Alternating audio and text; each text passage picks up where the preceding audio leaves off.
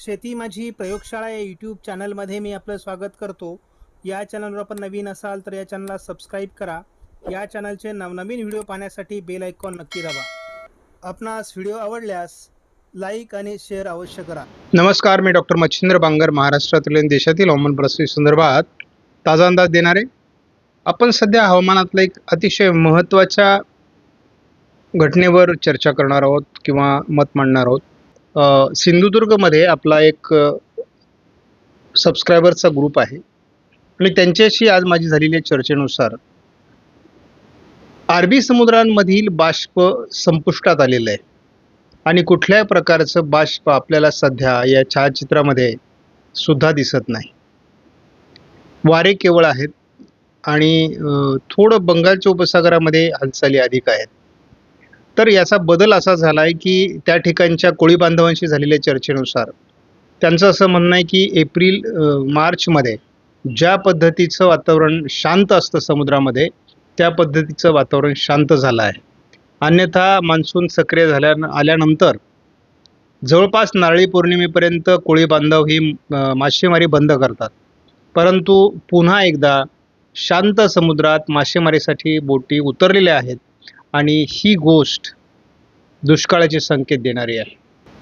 त्यामुळे एक लक्षात घ्या, पावसाचं प्रमाण यावर्षी कमी आहे हे सगळ्याच हवामान अभ्यासकांनी सांगितलेलं आहे. सगळ्यांना माहिती आहे की व्हेरी स्ट्रॉंग एल्निनो किंवा काहींच्या भाषेत सुपर एल्निनोचं सध्या वर्ष आहे आणि त्यामुळे यावर्षी मान्सून कमी पडणार आहे. जबाबदारपणे पेरण्या करू नका अशा प्रकारचा आग्रह आम्ही सातत्याने धरलेला आहे. शिवाय आमच्या आग्रहाला दूर ठेवा, शासनाच्या देखील गाईडलाईन्स आहेत की पुरेसा पाऊस झाल्याशिवाय पेरणी करू नका. तरी देखील शेतकऱ्यांनी पेरण्या केल्यात आणि दररोज 400-500 फोन आम्हाला अटेंड करावे लागतात आणि शेतकरी विचारतो, सर पेरणी केली, पाऊस कधी येणार, पेरणी केली, पाऊस कधी येणार. त्याचं उत्तर आमच्याकडे नाही आहे. कारण जरी मॉडेलमध्ये आज पावसाचं वातावरण दाखवलं जात असलं तरी देखील तो पाऊस प्रत्यक्षात किती पडेल हे देखील महत्त्वाचं असतं. आपण जर या मॅपमध्ये बघितलं तर 1 जूनपासून 15 जूनपर्यंत जे भारतामध्ये पाऊसमान झालेलं आहे त्या संदर्भातले या ठिकाणी महत्त्वाचा डेटा आहे. तर यामध्ये भारताच्या बाबतीत जर विचार करायचा तर पूर्व भारतामध्ये या ठिकाणी सरासरीपेक्षा जास्त पाऊस झाला आहे. दिल्ली NCRमध्ये आणि पूर्व राजस्थानमध्ये सरासरीपेक्षा जास्त पाऊस आहे आणि कर्नाटकच्या दक्षिणी पट्ट्यात पाऊस जास्त आहे. त्यानंतर अंदमान निकोबार बेटांवर अतिरिक्त पाऊस आहे, या पलीकडे पाऊस विशेष झालेला नाही. म्हणजे उत्तर भारतामध्ये उत्तरेकडील राज्यांमध्ये एक समाधानकारक पाऊस आहे. थोडा पाऊस पश्चिम बंगाल, आंध्र प्रदेश, रायलसीमा, उत्तर कर्नाटक आणि काही प्रमाणात पश्चिमी मध्य प्रदेश या ठिकाणी पावसाची नोंद आहे. बाकी जर आपण भारत देश बघितला तर गुजरात आणि महाराष्ट्र आणि झारखंड हे काही राज्य डेंजर झोनमध्ये आता दाखवलेले आहेत. त्याहीपेक्षा महत्त्वाचं, महाराष्ट्राची आपण आता जर स्थितीचा विचार केला तर आपल्याला या ठिकाणी असं दिसतं की महाराष्ट्रामध्ये विदर्भात 70%, त्यानंतर 55% मराठवाड्यामध्ये, पुन्हा 76 ते 78% मध्य महाराष्ट्र, पश्चिम महाराष्ट्र आणि उत्तर महाराष्ट्रामध्ये आणि कोकणामध्ये 76% अशी तूट महाराष्ट्रामध्ये आहे. मात्र हे चित्र 15 तारखेपर्यंत असणं काही विशेष नाही. उतरत्या 15 दिवसामध्ये म्हणजे उरलेल्या 15 दिवसामध्ये हे चित्र बदलेल अशी आपल्याला अपेक्षा आहे. परंतु समजा हे नाही बदललं तर महाराष्ट्र शासनाला दुष्काळ जाहीर करावा लागेल. संपूर्ण देशाचा एकत्रित विचार करता या ठिकाणी 32% तूट अजून आहे.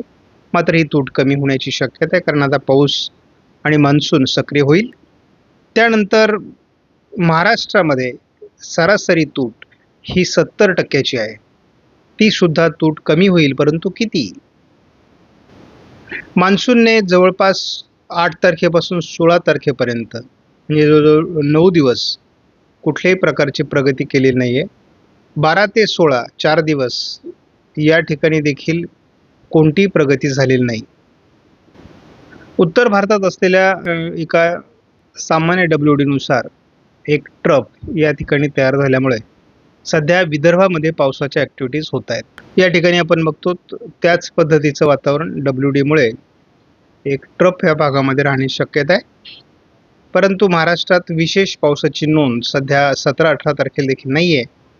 परंतु थोड्या प्रमाणात पावसाच्या ॲक्टिव्हिटीज जशा आज वाढल्या तशा उद्याही वाढतील आणि प्रत्येक दिवस आता थोड्या थोड्या पावसाच्या ॲक्टिव्हिटीज वाढत जातील असा अंदाज आहे.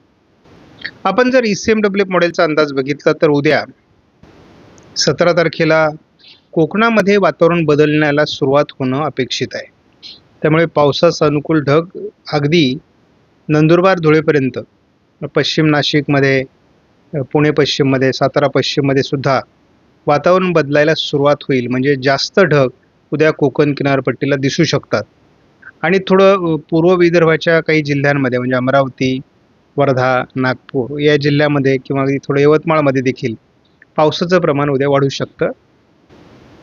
18 तारखेपासून हे पावसाचं प्रमाण अधिक वाढेल आणि मग 18 तारखेला नाशिक पश्चिममध्ये किंवा ठाणे जिल्ह्यामध्ये थोड्याफार प्रमाणात पालघरमध्ये किंवा अगदी इकडं पूर्व विदर्भाच्या काही भागात आणि मराठवाड्यामध्ये देखील स्थानिक पातळीवर पावसाच्या ॲक्टिव्हिटीज वाढू शकतात.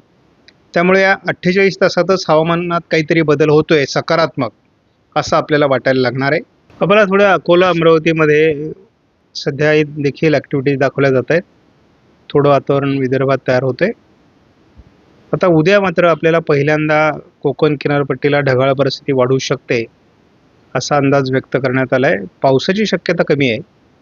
मात्र उद्या थोडं नंदुरबार आणि नाशिकच्या काही भागात, धुळ्याच्या काही भागामध्ये, छत्रपती संभाजीनगर, जालन्याच्या काही भागामध्ये आणि त्याचबरोबर नागपूर, भंडारा किंवा वर्धा, यवतमाळ, अमरावतीच्याही काही भागात मेघगर्जनेसह पावसाची शक्यता आहे. आपण हे वातावरण बघतो. अकोल्यामध्ये सुद्धा उशिरा हे वातावरण असू शकतं. 18 तारखेला आपण 48 तासाचा अंदाज बघतो. नंदुरबार पश्चिमला थोडं वातावरण तयार होऊ शकतं असा या मॉडेलचा ECMW मॉडेलचा अंदाज आहे.